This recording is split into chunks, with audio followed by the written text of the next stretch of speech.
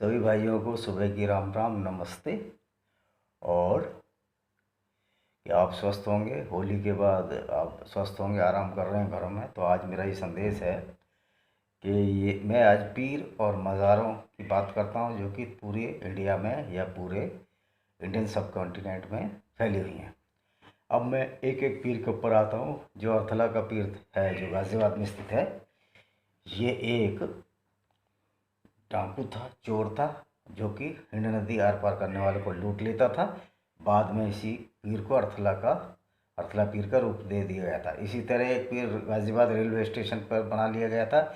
ये सब इनके चौचले हैं, इन लोगों के, मुसलमानों के, जिससे कि धन कमा सकें और पीर बाजारों पर हिंदुओं की लड़कियों को छेड़ सकें। एक सबसे बड़े पीर ख्वाजा मुइनुद्दीन चिश्ती हैं, जो कि बाहर से आए थे और यहाँ पर आ गए। वो जो उनका जो कार्य था, उन्होंने जब पृथ्वीराज चौहान की मृत्यु हो गई लड़ाई में, तो संयोगता के साथ रैप करने के लिए मोहम्मद गोरी को उकसाया। ये ख्वाजा मुइनुद्दीन चिश्ती के कारण हैं। ऐसे ही ख्वाजा निज़ामुद्दीन औलिया हैं, ये सारे कन्वर्जन के लिए हिंदुस्तान में आए थे। और ये सब इन्होंने बहुत सारी हिंदू लड़कियों का और स्त्रियों का शोषण किया। और अजमेर में कुछ साल पहले 1994-95 की बात है कि एक पूरा गैंग था जो हिंदू लड़कियों को फंसाता था, और कई लड़कियों को उसमें आत्महत्या करने लगी। कई लड़कियां उसमें अफसरों की थी, अच्छे घरों की भी थी हिंदू लड़कियां। तो अब ये कहते हैं कि हमारे पैगंबर साहब का सम्मान करो।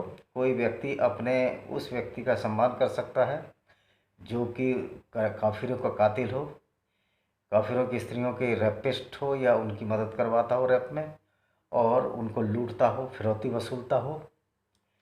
इस ये सब इसी तरह के लोग जो है, जब ये इस्लाम चला प्रॉफिट मोहम्मद के अंडर, ये सब तरह के लोग थे। तो ऐसे, अगर ऐसे भी आदमी का अगर काफिर सम्मान करता है, इसका मतलब वो जानते हुए भी अपनी जान को मौत के मुंह में ढकेल रहा है।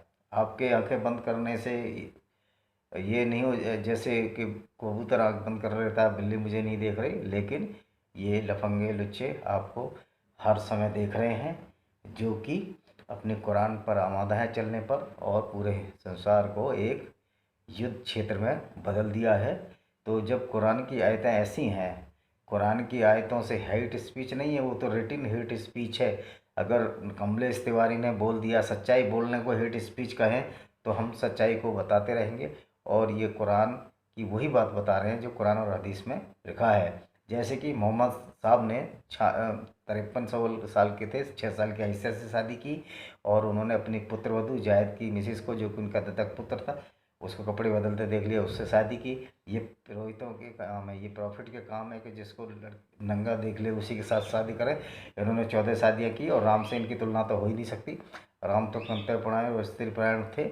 उनकी एक ही सीता माता के साथ एक ही शादी की। बहुत से लोग राम की तुलना मोहम्मद नबी से करते हैं, तो राम की तुलना मोहम्मद नबी से हो ही नहीं सकती। मोहम्मद नबी तो एक गए से गए आदमी से भी गुजरे हैं, जो कम से कम मोहल्लों की इज्जत करता है, दूसरों को कत्ल नहीं करता। प्रॉफिट साहब ने वो सभी कार्य किए जो एक आज के युग में एक बहुत ही विवत्स कहा जाएगा, जिसमें कि धारा है 302, 300, बहुत सारी धाराएं इन पर लग जाएंगी, 376 तक भी लग सकती थी। तो इनकी अगर कोई प्रॉफिट मोहम्मद की कोई तरफदारी करता है या उनकी प्रशंसा करता है, वो समझो दुश्मन, मानवता का घोर दुश्मन है। और ऐसे लोग जो भी मोहम्मद के इशारे पर, मोहम्मद की जो थियोलॉजी है या उसके सिद्धांत हैं, उसके इशारे पर लोगों को मार काट रहे हैं, वो भी मानवता के बहुत दुश्मन हैं। और कुरान एक बिल्कुल झूठी किताब है। जब अल्लाह और प्रॉफिट को यही नहीं पता कि पृथ्वी घूम रही है अथवा नहीं घूम रही, या 7 आसमान है या नहीं है, या सूरज तालाब में छिपता है या नहीं छिपता, और फिर अल्लाह ने चौथे दिन सूरज बनाया, पहले 3 दिन बिना सूरज के दिन रात कैसे हुआ, ये भी बड़ी सवालों और संदेह के घेरे में है। दूसरा, ये कहते हैं कि पृथ्वी पहले बनी और सूर्य बाद में बना। ये कथन बिल्कुल ही उल्टा है, विपरीत है। यानी कि सबसे पहले सूर्य का निर्माण हुआ है साइंस के हिसाब से, उसके बाद पृथ्वी आई है। तो ये जैसी उल्टी किताब है, वैसे ही इसके उल्टे प्रवर्तक रहे हैं, जो कि काफिरों को मारने, नोचने और उनकी स्त्रियों को बलात्कार की, मतलब ये एक ऐसा ग्रुप था, जो ऐसे लोगों का ग्रुप था, शैतान लोगों का, जो कि यहूदी औरतों के साथ, यहूदी अरब की स्त्रियों के साथ बलात्कार करता था, बच्चों को गुलाम बनाता था। और यही काम जो है अहमद शाह अब्दाली ने किया। जब अहमद शाह अब्दाली यहाँ आया तो 1761 में जब मराठे हार गए तो मराठों की जो पकड़े हुए लोग थे, स्त्रियाँ थी, बच्चे थे, उनको ये कुरुक्षेत्र के रास्ते, पटियाला के रास्ते ये बाहर ले जा रहा था। लेकिन कुछ वीर सिखों ने, वीर भाइयों ने, हमारे सिख भी हिंदू भाई हैं, उन्होंने इन औरतों को छुड़ाया। वो, इसमें भी कोई सिखों का एहसान नहीं है, क्योंकि जितने भी सिख हैं वो हमने हिंदुओं ने ही दिए हैं, 10 गुरु दिए, 5 प्यारे दिए, तो उन्होंने वही कार्य किया जो उनको करना था गुरु की इच्छा के अनुसार, इसलिए उनका हम भी सम्मान करते हैं। लेकिन जो आपको शायद मालूम ना हो, अहमद शाह की सेना ने हिंदू स्त्रियों को कुरुक्षेत्र और इधर पानीपत के आसपास नंगा करके उनको बेइज्जत किया, सड़क पर उनके साथ गलत काम किया। और तो भी ये मुसलमान अपने को बोलते हैं शांति का धर्म है, मुसलमान बिल्कुल शांति का धर्म है। ये इस्लाम एक गुंडागर्दी का पर्याय बन चुका है। ये सिंबल है गुंडागर्दी का, सिंबल है कातिलों के गिरोह का, सिंबल है बलात्कारियों का, और सिंबल है ये फिरौती वालों का। और ये सब ज़मीनें भी ऐसी गिर रहे हैं क्योंकि इनके यहाँ ये लूटो खाओ सब जो है इस्लाम में जायज़ है, माल गनीमत है। और ये बड़ा ही आश्चर्यजनक बात है कि जो प्रॉफिट ऐसा व्यक्ति जो कि कत्ल करता था और जो कि लूटता था और जो कि बलात्कारी था, उसको प्रॉफिट मोहम्मद के नाम से पुकारा जा रहा है और बहुत सारे लोग उसके पीछे लगे हुए हैं। निश्चय ही ये हमारे लिए शर्मनाक हुआ कि इस तरह का व्यक्ति प्रॉफिट कैसे हो सकता है, जो कि दूसरे के माल को माल गनीमत कहता हो, 14 शादियाँ करता हो, और जो काफिरों की स्त्रियाँ हैं उनके साथ बलात्कार करने की परमिशन देता हो, और उनको लोडी सेक्स स्लेव रखेल बनाने की करता हो, और काफिरों को 9-5 के द्वारा मारने की बात करता हो, 5-32 और 5-33 में काफिरों के खिलाफ जहर उगलता हो। और ये वसीम रिजवी, डॉक्टर सैयद वसीम रिजवी ने 26 आयतों में जो इन्होंने लगाई है सुप्रीम कोर्ट में, लोग हिंदू बड़े खुश हो रहे हैं, ये खुश नहीं हो रहे। ये डॉक्टर सैयद वसीम रिजवी की बहुत बड़ी चाल है कि कुरान तो पूरी ही बैन लगाने लायक है। अब ये सैयद वसीम रिजवी सिर्फ हिंदुओं का ये सिंपैथी लेना चाहते हैं कि मैंने देखो आयतों के खिलाफ चला गया। इससे पहले भी 2 हिंदुओं ने 24 आयतों के खिलाफ लगाया था, कलकत्ता में और दिल्ली में, और कोर्ट ने भी माना था। तो ये सैयद वसीम रिजवी पर भी मत जाइए। ऐसे लोग तकिया मतलब झूठ बोलते हैं इस्लाम को बचाने के लिए। ये सारी ही इस्लाम की जो बुकें हैं ये प्रतिबंध लगाने के काम काबिज है, और हमें सैयद वसीम रिजवी की बातों में बिल्कुल आना नहीं चाहिए, क्योंकि वो सिर्फ अपीजमेंट, वो सिर्फ मानसिक संतुष्टि के लिए ऐसा कर रहे हैं। और ये बड़े मौलवी और मौलानाओं के इशारे पर, जो कि अरब में बैठे हैं उनके इशारे पर, ईरान के इशारे पर ये सैयद वसीम रिजवी कार्य कर रहे हैं, जिससे कि जो मुसलमानों की बेइज्जती पूरी दुनिया में हो रही है, उसमें ये कहा जा सके कि सैयद वसीम रिजवी जो है 26 आयतों पर खुद ही जो मुसलमान गए हैं। ऐसा कुछ नहीं है, सारे मुसलमान एक जैसे होते हैं। जो कुरान को पढ़ता है और कुरान की वाणी को मानता है और उसके पर चलता है, तो उनको प्रेरणा इसी बात की मिलती है कि वो बलात्कारी हों, कातिल हों, लुटेरे हों। और सबसे मूर्ख तो ये हमारे पाकिस्तानी मुस्लिम्स हैं, जो कि जिनके माँ बाप और उनको दादा दादियों को रौंदा गया। पहले मोहम्मद गजनबी ने पहले लोहार जलाया था, और उसके बाद भी ये लोग इनके जो आइडल हैं, इनके आइकॉन हैं, इनके जो पुरोधा हैं, वही लोग हैं जो इनकी माँ बहनों के साथ बदतमीजी किए थे बहुत पहले, जब हिंदुओं से मुस्लिम कन्वर्ट हुए थे। तो इस मूर्ख और जाहिल लोगों से, मियाँदाद और ये इंजमामुल हल्क और साहिद अफरीदी और शोएब अख्तर जैसे जाहिल लोगों से ये कल्पना नहीं की जा सकती कि वो अच्छा कार्य करेंगे। ये सब बदले हुए मुसलमान हैं। ये जो खुद जो है ना, खुद ये खुद ऐसे संग्राम जिसको बोलते हैं गज़वाए हिंद के खुद शिकार रहे इनके दादा दादी, जिनको कि बुरी तरह मोलेस्टेड किया गया, रैप किया गया। ये सारे पाकिस्तानी जितने भी ये कन्वर्टेड मुस्लिम है, ये सब बास्टर्ड औलाद है, शुरू की पीढ़ियों के बास्टर्ड है। क्योंकि जब इन्होंने कन्वर्ट किया था कि बहनों के और इनकी माँओं बेटियों के साथ भी गलत तरीका का व्यवहार किया गया था, लेकिन ये उससे भी बड़े हरामी निकले। उनकी तो बेचारों की मजबूरी थी कि जान का मुफ्त था। ये अब उन्हीं लोगों की तारीफ़ करते हैं जो कि जिन्होंने इनकी माताओं बहनों के साथ बलात्कार किया पूरी पूर्णिया के साथ। ऐसी जाहिल कौम से आप क्या उम्मीद कर सकते हैं। और कुरान नंबर 1 की झूठी है। कोई मौलाना आके इस बात को सिद्ध कर दे कुरान सच्चा है, तो हम भी मुसलमान बन जाएंगे, क्योंकि कुरान एक फैब्रिकेटेड जालसाज बनाई गई हिस्ट्री है, जिसमें मोहम्मद साहब का मायामंडन किया गया है, और सारी गलत बातों को कुरान सर्टिफाइड करती है, जैसे बलात्कार, किलिंग, लूटिंग, रॉबरी, फिरौती, जो आजकल हमारे दाऊद इब्राहिम जी भी कर रहे हैं, मुख्तार अंसारी जैसे लोग कर रहे हैं। तो ये प्रॉफिट मोहम्मद का कद उतना ही था जैसा उन्होंने कार्य किया। और ये आप समझदार है कि जो काम ये लोग मुख्तार अंसारी और दाऊद इब्राहिम जैसे लोग कर रहे हैं, वही काम उस समय मोहम्मद साहब के लीडरशिप में किए गए थे।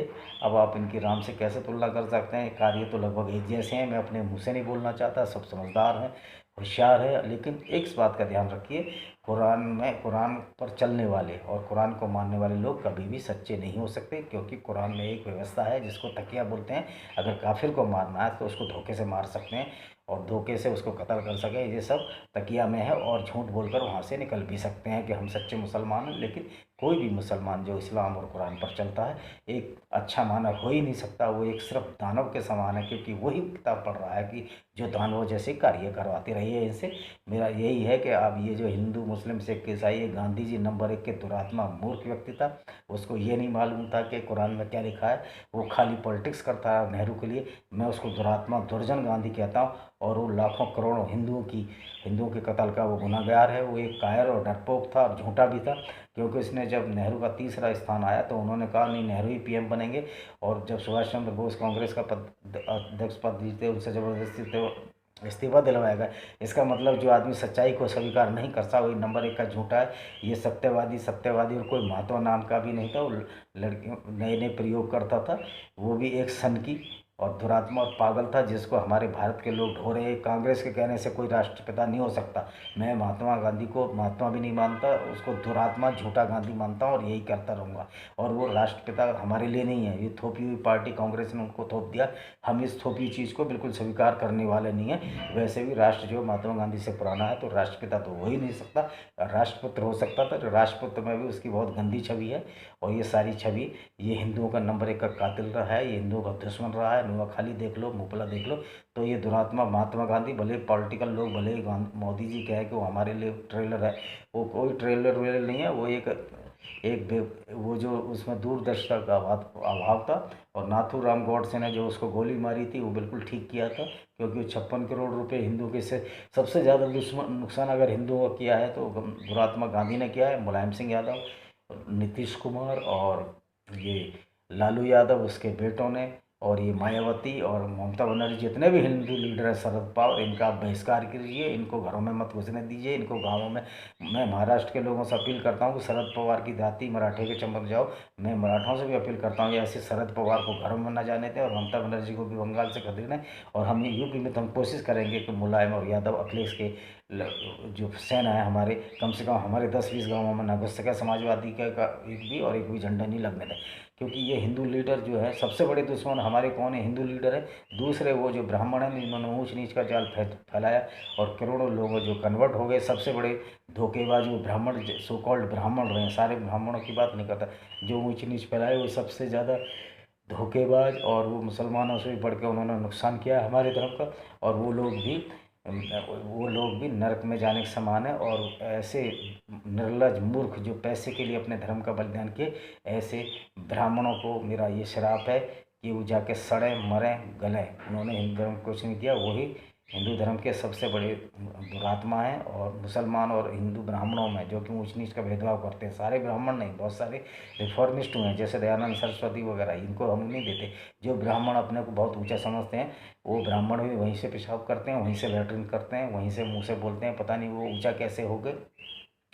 वो लोगों को बेवकूफ़ समझते हैं। और ये ऊंच नीच की जो भावना है अब शून्य हो जानी चाहिए भारतीय हिंदू समाज में, अन्यथा हिंदू समाज कहीं का भी नहीं रहेगा। वैसे भी ब्राह्मण करने से, अभी राजा भैया ने एक वीडियो डाला कि हम जो ठाकुरों, हम ब्राह्मणों का हमेशा सम्मान करते रहे। मेरी राजा भैया को भी अपील है, ये सब जातिवाद नहीं फैलाओ। और ब्राह्मण ठाकुर को उच्च जातियाँ नहीं है और कोई बहादुर जातियाँ भी नहीं है। राजपूत भी कन्वर्ट हुए और ब्राह्मण भी कन्वर्ट हुए, और कई ओबीसी जातियाँ अभी भी उनसे ज़्यादा शक्तिशाली हैं थ्रू आउट। इससे कोई नहीं डरता कि आप राजपूत हैं या ब्राह्मण हैं। आपके क्रियाकलापों से आपकी तरफ आकर्षित होते हैं। और राजा भैया में भी वही पुरातन पंथी, पोंगा पंथी भरी हुई है। रघुराज प्रताप सिंह जी ने राजा भैया में, मैं मानता हूँ उनको भी या तो समझ की कमी है, वो जानबूझकर या जातिवाद फैला रहे हैं। और जो भी, और राजा भैया हो या ब्राह्मण हो, जो जन्म से होते हैं, वेदों में जन्म से तो मान्यता ही नहीं है कि कर्म के आधार पर मानता है। तो जन्म के आधार पर जाति भी एक झूठी जाति है, चाहे वो राजपूत हों, चाहे वो गडरी हों, चाहे हीर हों, जाट हों, कोई भी हो, कर्म से ही जाति बनती है, ये वेदों का ज्ञान था। तो इसलिए तरह राजा भैया ने दो पाप किए, एक तो ब्राह्मणों को ऊंचा बचाकर दूसरी जातियों का अपमान किया है, और एक अपने को जन्मना राजपूत मानकर भी पाप किया है, क्योंकि जो क्षत्रिय होता था वो कर्म से होता था, ना कि जन्म से। इन्हीं शब्दों के साथ मैं अपने वीडियो को वीडियो को यहीं पर विराम देता हूँ। जय हिंद, वंदे मातरम।